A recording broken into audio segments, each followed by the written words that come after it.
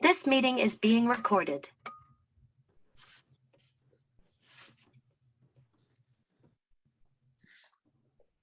We're good to go. Well, welcome everyone on. Just glad to see a bunch of folks joining us today, and we'll look forward to our second in our series of town hall meetings on Tuesday evenings. Tonight we're going to have policy updates from Amber Perry, her first week, almost 2 weeks in the State House. So we're really looking forward to hearing all her reports and what she has to do. We're hoping to have some folks, some legislators that are still in meeting to join us, but if they pop on, we'll give them some time. Amber's been doing a great job. We've been talking quite a bit.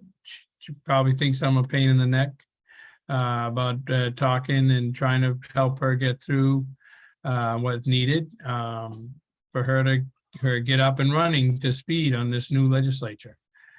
So we're looking forward to this, to tonight's discussion. We'll be first meeting with Amber, then I will give a highlight of the annual convention and let everyone know what we've been working on up here. Amber, take it away. Thanks, Joe. So it's been a week in session down at the State House. It's been going really great, making a lot of great connections.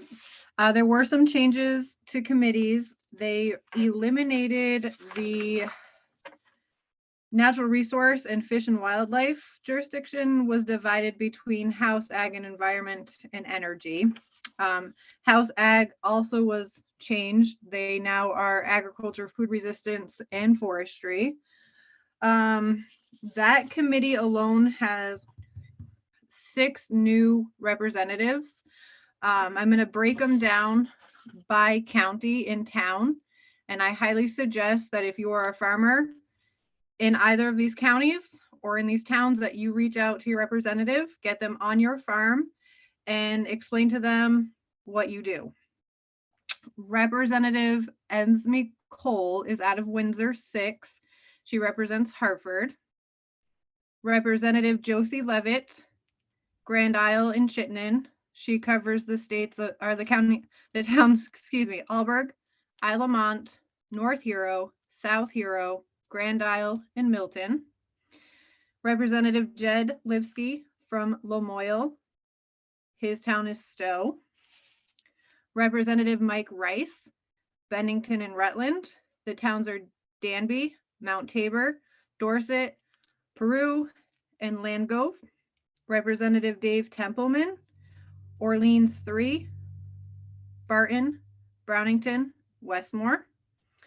Representative Charles Wilson, Caledonia 3, Newark, Sutton, Sheffield, Wheelock, and Linden. All of their emails can be found at findalegislator.com. You can type in your county, you can search by name, or you can just email me. I have all of their contact info and I can send it your way. As of tonight, I just checked before I came on, there's 4 bills that we're currently watching, 3 of which are hanging out in House Energy and Environment. 1 is relating to Act 250 and elevation. 1 is Vermont flood hazard area and river corridor rules.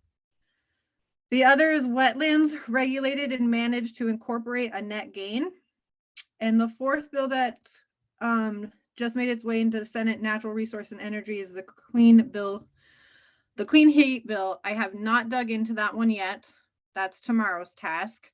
But I think that's all I have for right now. But enjoying my time at the State House for sure.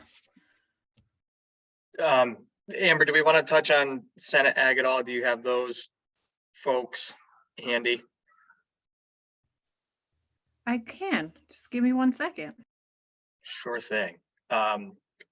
Also, and then again, thank you all for joining us on the call while Amber's doing that. This is Tommy, your administrator here at Vermont Farm Bureau. I did get a chance to visit Amber at the State House during week 1, and we had some good conversations, and they are really doing a lot of great work of connecting with Amber. So as she said, please get your legislators out to your farms, out to your organizations. But also one other thing that came up, and we've already had a few folks reach out, but we want to continue to make sure you know that Amber is your contact. If you are a person or a group that's willing to testify, if ever called upon when it talks to specific issues.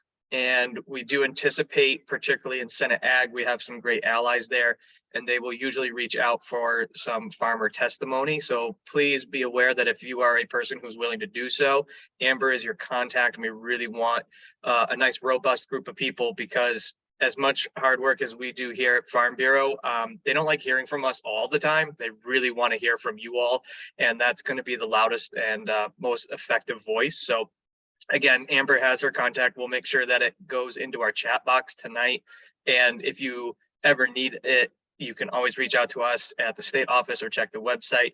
And always remember that Amber is your contact for all this policy stuff, and if you want to testify. So again, we had a great first week in the State House. I had a great chance to visit. So I appreciate Amber inviting me in. And you got Senate ready? Yeah, thank you. Okay. All right, and so on the Senate Committee for Agriculture, we have Senator Robert Starr as chair, Senator Brian Collmore as vice chair, Senator Richard Westman, Senator Brian Campion, Senator Irene Renner. Senator Irene is new, so she is one of the new members on that committee. Great. Well, thank you again, Amber, for stepping up and going right into the State House and jumping in with a nice new session, new group of people. And for those who are just joining us or also keeping up to date with our calendars, I very frantically thank you, FAA, for a computer glitch. Just got home from Puerto Rico, where we were at annual convention. President Tisbert is still there, and this was a very productive week in Puerto Rico. We got a lot done. We had a lot of new things come out, and I know President Tisbert has already been contacted a few times by some organizations to discuss that, including looks like a potential CAX interview that happened today. I don't know when they'll launch that. So at this point, I'd like to turn the floor over to President Tisbert to give us a full update on our trip in Puerto Rico, all the hard work that was done, not only at resolutions, but during all of our committee meetings.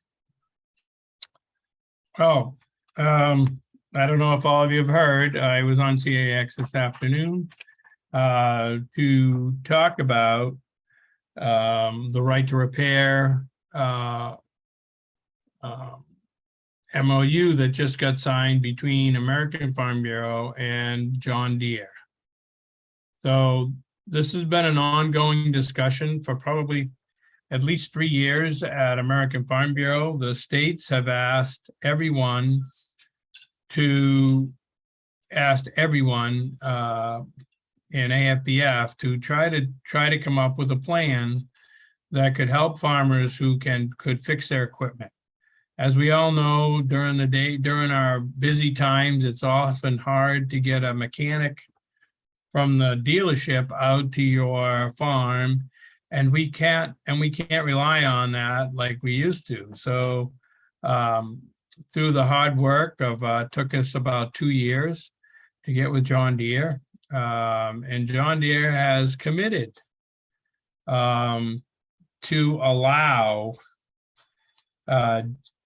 farmers to access to the diagnostic codes, the diagnostic tools, as well as manuals, operation manuals, parts manuals, operation manuals, and they want to ensure that farmers will have all they need to be able to fix their own tools if that's their decision to do. This is a huge step, and we applaud John Deere for coming up and to the plate and helping us get this accomplished. This is one of those things that maybe you don't want to fix your own equipment. You don't have to. But if you're a farm that has a mechanic or you have a local mechanic that you like to use, this agreement will allow them to purchase the diagnostic tools they need at a reasonable cost. it will allow you to have access to the dealers that can help you get the parts that you need, and maybe have them on stock ahead of time that you may not want to do, but it'll also help you diagnose whatever's wrong with the tractor. This is a very big deal for especially some of the bigger farms across the Midwest and West and South. But I think it's going to be a really big deal for our farms here. So if they have John Deere equipment, we now have an understanding with them, and all this stuff can be purchased and also used. So that's a step in the right direction. We are currently working with all the other manufacturers that we can try to figure out how we can get them on board as John Deere came on board. John Deere has been the one that has been a kind of the leader in this way, in this field, and to have this understanding is just a very big deal. Our board of directors meeting today, everyone was excited about it, and I think it's going to go a long way to helping other farmers get on with the with another memorandum of understanding in order to get them all, so farmers can repair all different types of equipment. So a lot of the things that we worked on, we had our policy session. This was probably one of the most lively policy sessions that I've sat in. A lot of how we did policy this year, there's nothing I would say that rocks the boat for as far as we go, things that we don't believe in that we would have to not agree with. But so most of the stuff is similar to what was in our book. But there's a lot of healthy discussions on how we upgrade and change and make a modern look at our policy book. And it was a really great day. We had our regional caucuses also. I have been reelected to the national board for another 2 years. I have also been appointed as the board liaison to the American Farm Bureau Foundation for Agriculture. It was kind of a shock to get it, but it's an honor for me to do that, to have that position for the next 3 years. So it's great news. We'll have some inside information that maybe will help us get our foundation going a little better and a little clearer.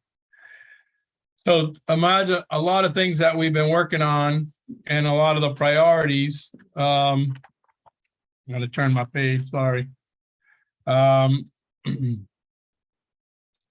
more on the convention is Beck and I, my daughter Becky, for those who don't know, Rebecca, she's working on my farm and does a little bit of her own thing of flowers and wedding flowers and stuff like that added to the farm.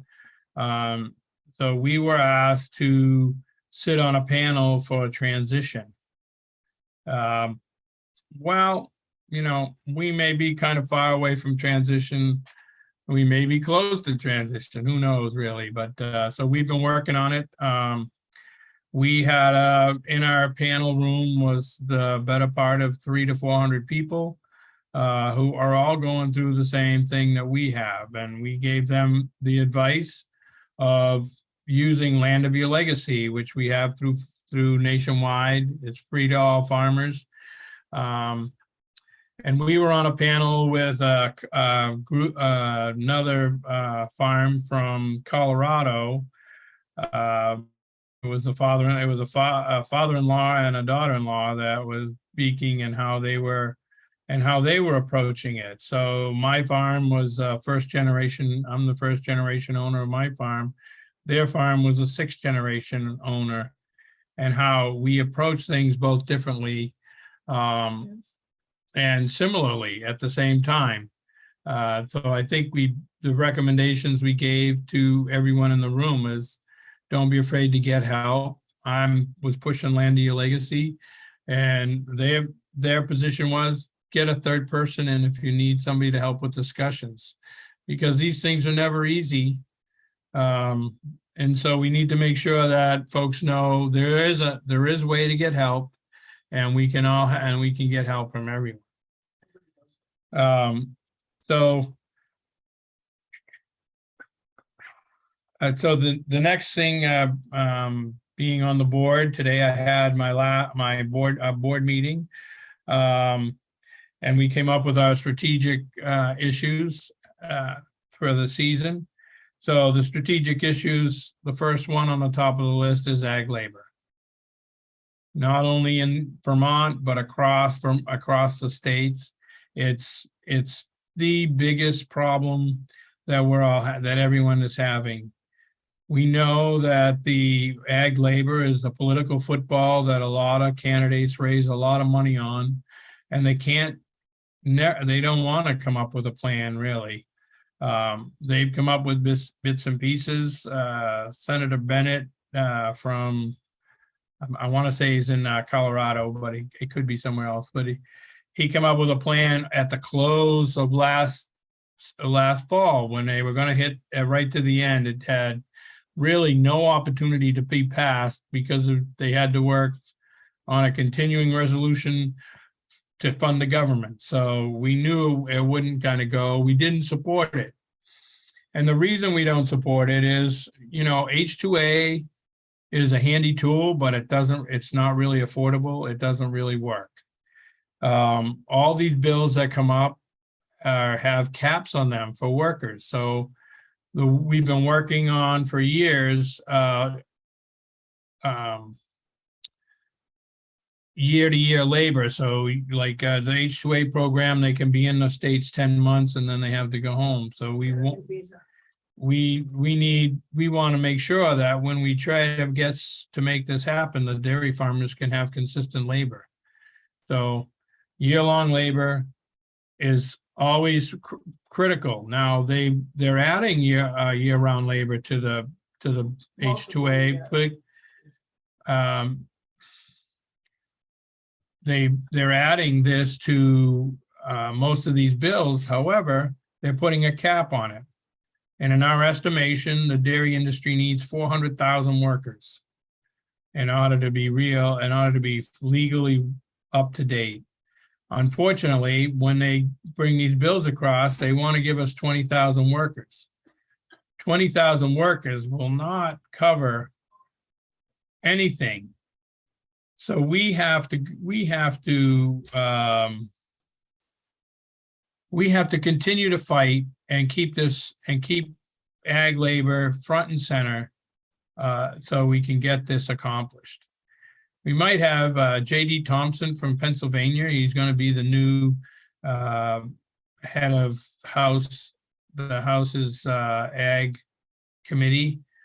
He has been committed to us. We met with him multiple times over the last 2 months. He's a friend of Farm Bureau, and he will keep us keep trying to push forward to help us with ag labor. But these guys want to come to the table, and I don't get it why they can't. But it's a raising money thing, right? For 50 years they've been talking about fixing labor, and they can't really seem to get it done. The next thing they have on it is the Farm Bill. We need your help on the Farm Bill. We need to know what's important to you. What are the things that you need in this Farm Bill that we have to do? So a couple of things we've been talking about here is a meaningful, can't read my own notes. How's that? Isn't that great? So a meaningful SNAP program, and funded so that it can be, we don't have food insecurity, right? There's all kinds of ways not to have food insecurity, but that's one of them that has to be continued. We want to continue to see that in the Farm Bill, because quite honestly, if we don't have the SNAP in the Farm Bill, what will drive the Farm Bill after? We want to make sure that the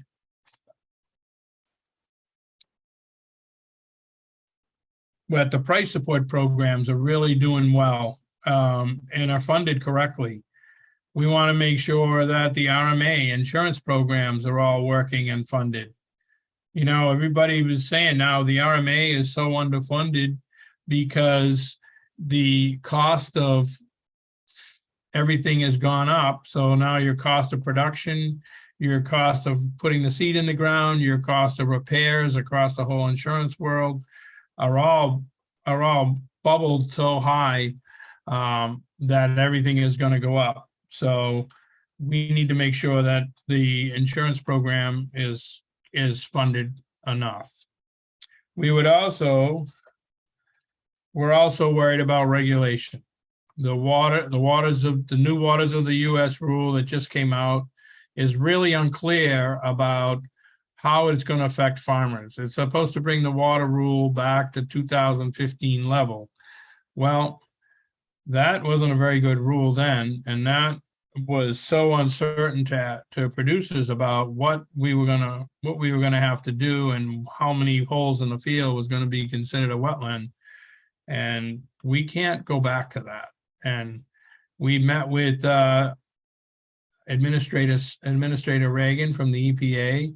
He's assured us that all the agricultural exemptions will stay put. But that means he's assured us that that's going to happen. But how do we know that? Well, there's still a lot of uncertainty about where they're going with this and how they're going. The waters of the US should be navigable waters. I don't get it. If we go back the other direction, it could be harmful to agriculture. We have been talking with Secretary Vilsack and other members of the Biden administration about holding off on any rulemaking until after the Supreme Court rules on the case that's currently in the Supreme Court. That was read. We're waiting for results of that, but they felt the need to push a new rule change out just before the first of the year. So we'll see where that goes from here. That overburdensome regulation is really going to hurt everyone. The other thing we talked about a lot is sustainability. You know, what is sustainability? What do we need to do? How do we make farmers more sustainable? You know, well, farmers have to make a profit to be sustainable. Overregulating. We can't overregulate. We'd like to see a voluntary market based on incentive tools for farms and forests to enhance carbon sequestration and other greenhouse gas emissions, and smart practices. Increase public awareness of agricultural advances in the conservation and climate smart practices. The public doesn't know what we do. We are part of the solution, and if we don't treat it that way and we don't get out like this, it's going to be a hard thing for us to prove behind the scenes. We need to get out in front of it. We need to show folks what everybody's doing.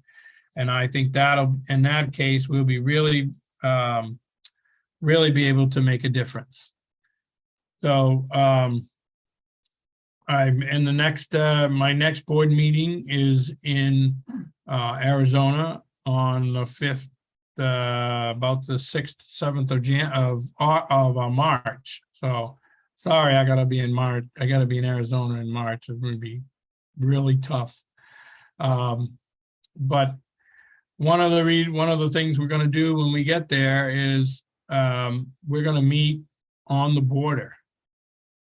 And we're gonna be talking to farmers on the border and seeing how they are affected by the immigration issues that are on the border. If people coming across, we're going to see how the workforce, there is some workforce that comes across. So we're going to be in Yuma talking to farmers and being on the border at 4 a.m. To see the issues there. Our brothers, farm president brothers that are in New Mexico and Arizona and Texas and California are all telling us what's going on the border. And we're actually going to see part of the wall that Trump built. Of course, it ends abruptly. So we'll be able to see that. But I'm very excited about that. I can't wait to bring that back to you and give you a real firsthand view of what's happening on the borders. We're talking about millions of people coming across. So it'll be interesting to see how that all works. There is some good crossing of the border every day. Some guys have a way to come in and work for the day and go home across the border. They have been working on that. We'll see how that all plays out. We're going to see how the farms that they're telling us their farms are worthless on the border, and we're going to see that firsthand, whether we feel it's the same as they've been telling us or not. So it's going to be a really exciting time. So I think Sarah is on, and Sarah, of course, is on the National Young Farmer and Rancher Committee nationally. They just had a great convention here. Outstanding group of young farmers that were out here to compete. And I think would be great for us to start looking at how can we help our young farmers compete. They gave, I think I was told this morning, 250,000, Sarah, in prizes over the 4 groups, something like that. Really an enormous amount of money went out. And it's I think it's a great opportunity for young entrepreneurs or people who would like to debate and to get their feet wet and get out and get out here to these annual meetings. If you've never been to an annual meeting, I don't know if any of you have, but if you've ever been to an annual meeting, it is unbelievable. And with what other states are doing, you get to learn, you get to talk with other folks. You get to talk to counties and other folks and see what people are up against. You also get the excitement of keynote speakers and the whole pageantry of the whole thing. I think it's really great. So Sarah, why don't you give us an update? I think it'd be great. Thank you, Joe. Good evening, everyone. Yeah, so our Young Farmer National Committee had the opportunity to help moderate and run these meets that took place during these 3 days at the convention. So some of those awards that Joe was talking about, they were sponsored by American Ag, Stanley Black & Decker, Case IH, and Ford. And in combination, they were able to give out some really awesome prizes to the first place, second place, and third place winners of these 3 different achievements. The first one being the Achievement Award, the Discussion Meet Award, and then I'm going to read off because there's a lot to them, and the Excellence in Ag Award. And so for the first one, I'll give like a little brief discussion of each of them. But for the Achievement Award, the winners were from Alabama. And this recognizes young farmers and ranchers who have excelled in their farming or ranching operations and exhibited superior leadership abilities. So they evaluate them on a combination of their agricultural growth of their operation as well as financial progress, and in addition to like their leadership with the Farm Bureau and outside leadership roles. The next one is the Excellence in Ag Award. This was awarded to someone from Ohio this year, and this recognizes young farmers and ranchers who do not derive the majority of their income from an agricultural operation, but who actively contribute and grow through their involvement in agriculture, leadership ability, and participation in Farm Bureau, as well as other organizations.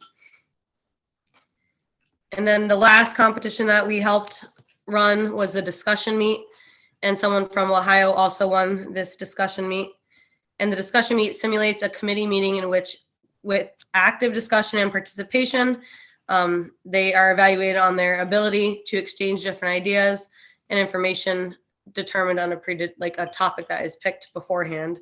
And these questions are picked by the National Committee, the Young Farmers National Committee, and they're giving at the beginning of the year. So the people who choose to participate can kind of go over these questions and work on them up until the national event. So some of the prizes for first place people were awarded, I think for all of them, they got a $35,000 credit to Ford to get a nice new truck. Second place winners got some money towards a Case IH piece of equipment or a tractor. And then all of the other participants in third place or fourth receives some monetary amount from all these combination of sponsors. So it's something that our state has not participated in. I don't know if at all or in a long time, but it's a really great opportunity for people that are considered young farmers, which is age 18 to 35. And it's really cool to see people up there. And it was definitely a test of my leadership skills to get up there and moderate one of the discussion meets. It's a lot of fun to meet other people from around the United States. And it's something that we should definitely look into getting involved in our state so people can come home with some really cool prizes. And yeah, it's a lot of fun. All right, well, thank you, Sarah and President Tisbert, for the updates. The other thing, just to add to our time in Puerto Rico, I spent a little over 3 hours with what is now known as our Nationwide 8 group. So that's the group of 8 states that get significant funding support through nationwide insurance. And we did a very large brainstorming session. We're stealing some great ideas from other states that have been successful. We provided some of ours, and they will be reaching out to get some more information. But we did have some pretty strong conversations with Connecticut, Maryland, and California in particular for some of the work that they had been doing. And so we are going to have another meet with that group here in the next few weeks to help bring some stuff to Vermont and bolster some of our events. So thank you to everybody that participated in Puerto Rico. And I will also echo with what Joe said. It was really cool to see him and his daughter Becky in front of a room of roughly 300 people sharing their stories. So it was a pretty big moment, not only for them as a family, but for us as Vermont to be recognized on that stage. And that will kind of wrap up the first part here of this virtual town hall with the updates of policy. Again, I just cannot emphasize enough the 2 big points that Amber brought to the state staff earlier that we wanted to make sure is clear is, first and foremost, reach out to your legislators, make sure they know who you are. Please feel free to invite them to your farms, your operations, etc. Let them know what you're thinking, what you're feeling, what they need to be aware of. And then secondly, of course, when these opportunities arise that we get asked to provide testimony, as much as we thoroughly enjoy and thoroughly take as serious as we can to be your voice, the other part is they want to hear from you as well. So there will be times where you will be asked to testify. And if you are a person or an organization that would like to testify in specific bills, Amber is going to do a great job of getting that information out of what's being discussed and what kind of folks they're looking to hear from. And then she'll be your point of contact to help get you set up either to participate in person if that's being requested, or we are understanding that some of our committees have limited space, so there may be Zoom or phone call opportunities to do that. So again, please, help be that nice, strong voice of Vermont Farm Bureau. But again, Amber, Joe, myself will also be there throughout the week. The other update, just for folks to know on policy and where a lot of this information is coming from, the members of our field staff, both Sydney and Eliza, have agreed to do some listening in at Amber's request. So we will be covering several committees and several meetings so that we are in every room that is being discussed related to agriculture needs. So that is great. We really do want to pass on our thanks to both Sydney and Eliza to step up and be participating in this process as well and helping give Amber as much information as she needs. And now we'll process forward with some updates more on the state side and with some upcoming events and all of that. I do want to first remind folks that we have secured our speakers for both our February town hall and our March town hall. Both of those will happen on the 8th of their respective months. That's the second Wednesday of when these will be held. February 8th, we will be joined by Andrew Walmsley. If you were at our annual meeting in Burlington this past November, Andrew was one of our speakers, and he is delighted to rejoin us in this forum. I spoke with him several times this week. He is very thrilled to have this opportunity to come and talk about Farm Bill. So the 2023 Farm Bill will be the primary discussion on February 8th. And then in March, we've been contacted and have secured Secretary Anson Tebbets from the Vermont Agency of Agriculture, Food and Markets. So Secretary Tebbets will join us in March. Again, that will also fall on the 8th, and he will be doing a essentially speaking specifically to Vermont agriculture, its state, and other things coming forward. So again, any of those folks that you have specific questions to, we encourage you to email us through the vtfb@gmavt.net email. You can email at any time, and we secure those questions. And if we do not get to any of those questions, we do pass those along. I know there was questions that were raised with Jill Remick, who was our speaker last month in December, and she is still working on a few of them, as there were some pretty technical questions asked, and she wanted to get the most accurate answers. So those will be coming shortly. I have been in contact with Jill. And again, so feel free to reach those messages out to us, and we will secure them for the February and March. And last thing before I pass it off to our field staff is, if there are topics or there are guests you want us to do our best to secure, whether it's from AFBF, locally here in Vermont, specific legislators, specific groups, anything like that, topics, please also feel free to reach out, and we will do our best to secure those folks.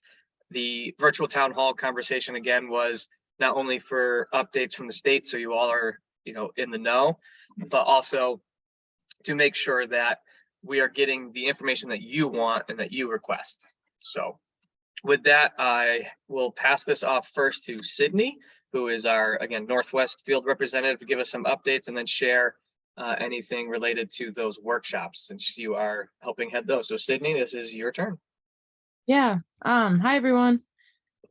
So I coordinate our Young Farmers and Ranchers program, and the Winter Workshop Series flyer is out now. I'm going to link it in the chat when I'm done doing my announcements. They're going to be really exciting. And our first workshop is on February 2nd. And it's going to be an overview of grants that are available in the state of Vermont. And we have 3 groups joining us. We have Mariah from VHCB.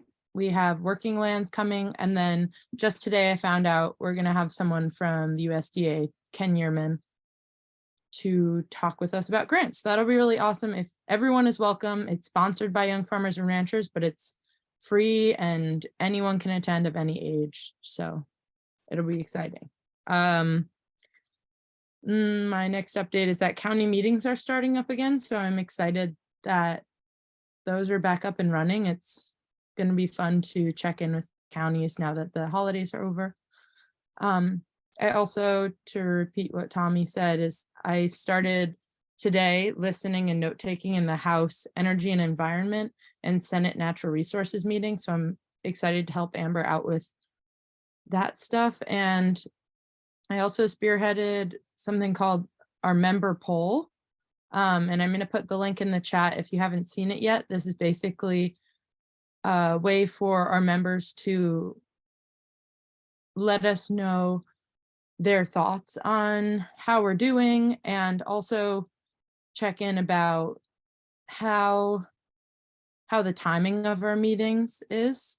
Because we've noticed that we could be doing better with getting feedback about meeting timing. So this is just a great way for you to let us know when you're most available to attend meetings. And so far the results are pretty illuminating. There's I'll be sharing the results in the next town hall meeting.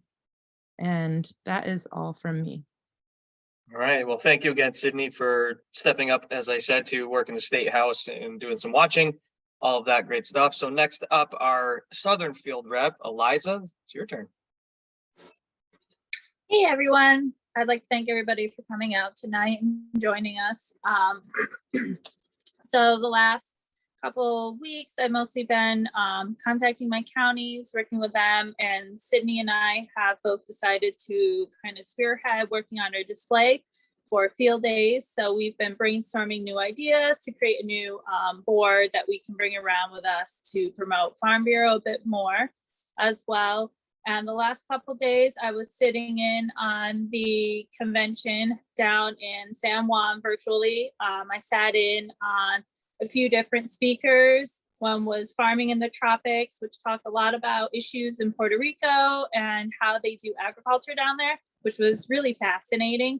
And then I also sat in on the geopolitical outlook for agriculture in the next year, which again was great. Another one was supporting farmers with stress and anxiety and managing on-farm stresses. And then I sat in on one more that was supporting the industry that you love. And all of those were really, really great programs to sit in on. I highly recommend next year, you know, if you can't make it out to the actual convention, to definitely sit in virtually on some of those because they are really, really great to sit in on. So yeah, that's about my update, and I'm looking forward to helping Sydney with the workshops this coming winter. So it'll be a lot of fun. Thank you, guys. Great. Thank you again, Eliza, and also for offering to assist us in the State House as well.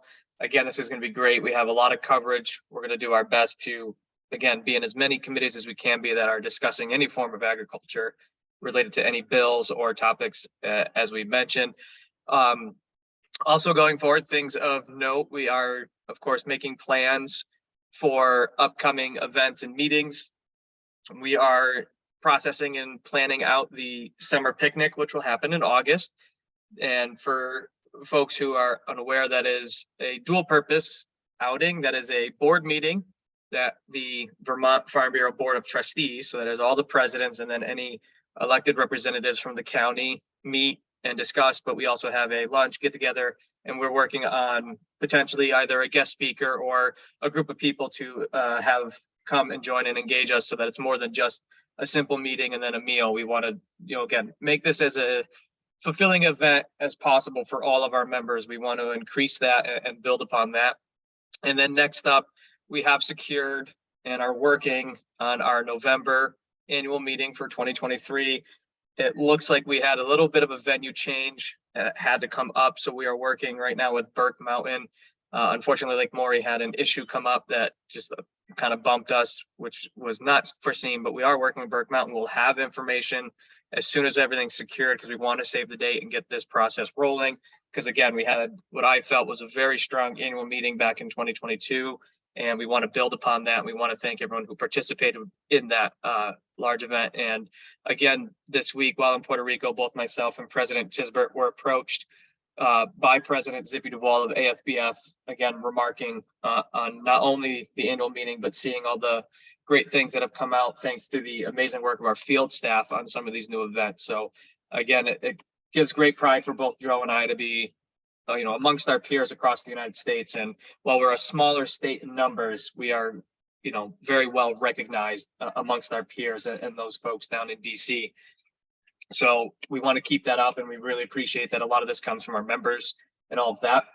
Last thing I do also want to point out, as we have been participating in more events, both we had the New England fruit and veggie growers that Sydney and Eliza attended alongside Ann Tisbert and Jay over the December break, and a couple other things. We again are teaming up with Heidi Krantz and the Vermont Horse Council. We've been asked this year in a new process to actually be one of the subset speakers. If you will, they have a great keynote. Their actual national organization executive director is going to be there speaking, and then we get to have our own portion discussing policy and how that affects our folks in equine. So even if you're not an equine industry member, or if you just know somebody, please share that their summit is happening and that Vermont Farm Bureau is going to be a part of that. We also have the Working Lands Grants 10-year celebration at the State House coming up, and we'll be participating in that and supporting them, because not only have we been a supporter of that organization for many years, they have recently been a group that has given us a grant that helped us bolster this field staff program. And so we want to show our recognition there going forward. So we are going to be able to end a little earlier this evening. I will stop the recording here in a second, but if you wish to remain on, a few of us do have some extra time. If you had some more questions, you wanted to reach out to us. But again, we really do appreciate you all joining us for these virtual town halls. They have been an overwhelming success. Even look at the recordings, folks are accessing them through our YouTube channel, which is, this is where this will be up tomorrow. So just be patient. It takes a little while to get there. We've also reached out to some other folks to try to secure April and going forward. But again, please, please, please, if there's a topic you really want us to focus on, if there's a person you want us to reach out to and have on here, we really want to do that for you, because again, the conversation that the state staff had around these town halls were, first and foremost, we want transparency. We want you to know what we're doing and the work we're being able to complete. But then it also came up, again, thank your field staff, because they brought forth from the membership that members want to discuss things that are very important. So we had current use, we have policy, which is this month, and then of course some things coming forward with Farm Bill and Vermont agriculture. So this is your meeting. This is designed for you all, and never hesitate to reach out to myself. President Tisbert is also available if you have his contact.